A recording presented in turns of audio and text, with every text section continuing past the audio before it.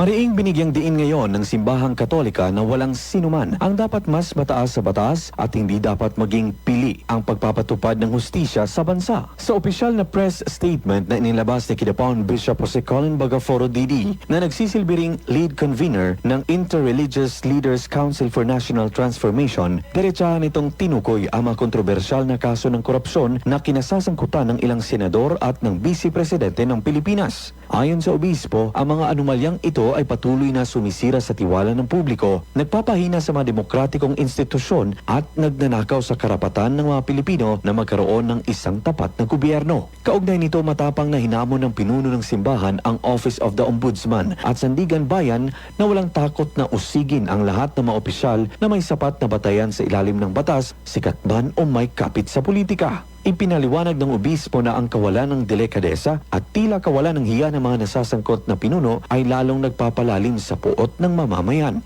Iniugnay din niya ito sa katatapos lang na Bishops Legislators Forum sa House of Representatives noong Mayo 25, kung saan binigyang diin ang pagbabalik ng etika sa serbisyo publiko upang labanan ang krisis sa bansa. Nanawagan din siya sa sambayanan na manatiling mapagmatyag at magsilbing moral na pressure laban sa korupsyon mula sa pinakamataas na pwesto hanggang sa pinakamaliit na transaksyon sa pamahalaan. Sa kabila ng magulong kalakaran sa politika, pinapurihan naman ng obispo ang matapat na kawani ng gobyerno na patuloy na pumipili sa landas ng katapatan at tunay na paglilingkod sa bayan.